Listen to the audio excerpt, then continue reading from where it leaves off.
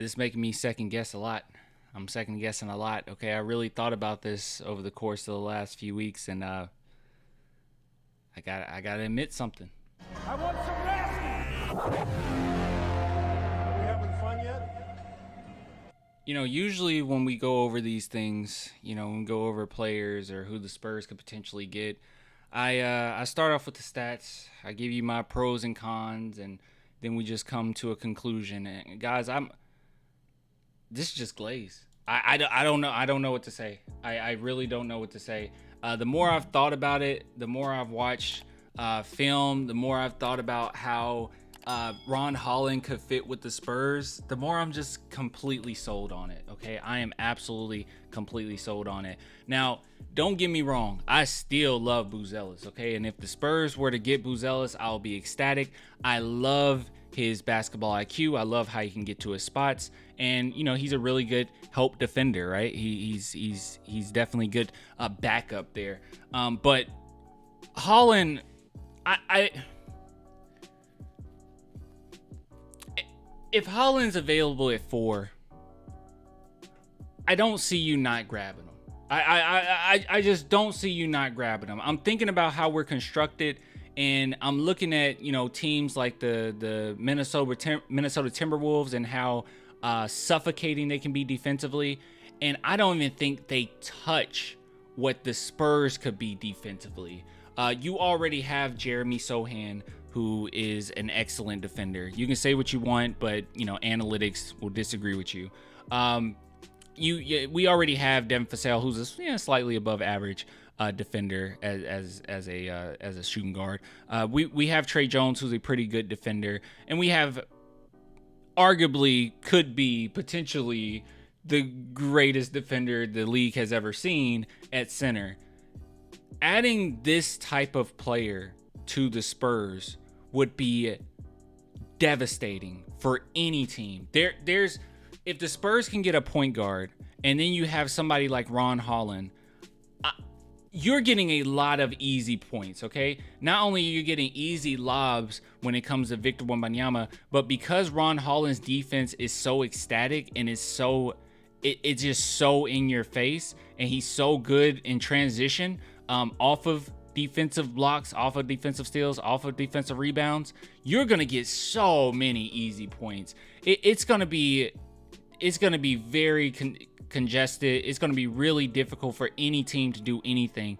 So what's most important here, and you guys heard this before, so this, like I said, this is more so me just coming to terms about some things. Okay, so you guys already know that he is known for his defense.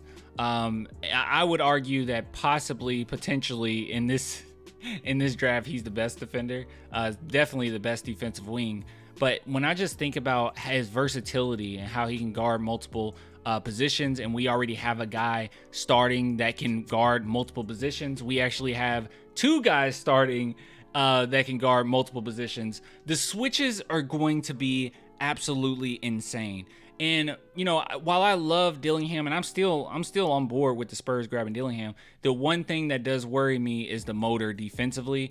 And with Ron Holland, that's something that you would not have to worry about at all. This dude is on every single play of the game. He is engaged. Now, is he the best playmaker? No, I don't think that he's a better playmaker than Buzelis, personally, but I do think that he's worked on his game quite a bit in that regard. And even as far as him being a creator and 3-point shooter, he's not that great at that. I think he averaged it's like 27% from 3, so that's not wonderful, but he's definitely worked on it, and you could see over the process or the progress of that season in the G League that he's just gotten better and better and adding on to his game. Also, one thing that's always promising when it comes to players in their shooting is looking at their form, right? That's why I'm not totally sold on Topic. I think that his form, I just don't believe in it. But someone like Stephon Castle, I see him shooting, and it's like, okay, that's a pretty decent form, and it's. I know it's like, oh, his percentage sucks, but it's something you can work on, right? And I'm sorry if you can work on Jeremy Sohan's form, which was pretty broken. I'm pretty sure you can work on these guys in their shooting when their form is significantly better. So that's all I really have to say, man. There's nothing I can really say that you don't already know. He's a great slasher, extremely athletic, very talented in that regard. Defense, he is a hound. He's all over you. It's very difficult to score on him, difficult to dribble on him. He can be a lockdown defender in the NBA. I don't know what else to say. There's nothing else to really say. I don't know. I guess we can, I mean, for the heck of it, let's just look up, we'll just do pros and cons and call it a day. I don't know. I'm sold on him. Let's see. All right. So Ron Holland.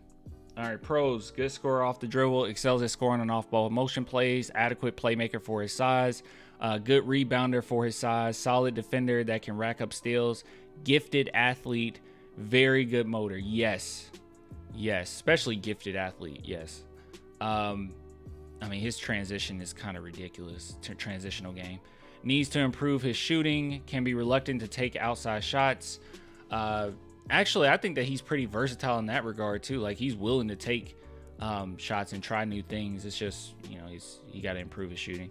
Can display spotty shot selection. Not an elite ball handler. Can tend to force the issue too much on offense. He definitely uses physicality quite a bit. He's nowhere near as strong as he's going to be. Can be undisciplined defensively. He probably just takes a little bit more chances because of how much energy he brings and his size on defense. So, but it says Ron Holland is a very athletic, energetic swingman, has a strong set of all-around skills. He thrives at driving to the hoop to score the basketball, and he also is a solid ball mover on offense. Holland also defends very well, and he has a strong physical tools combined with an aggressive disposition and a high basketball IQ that can enable him to be a terrific defender. He's not a very good shooter right now, but he has time to work and improve on his jump shot.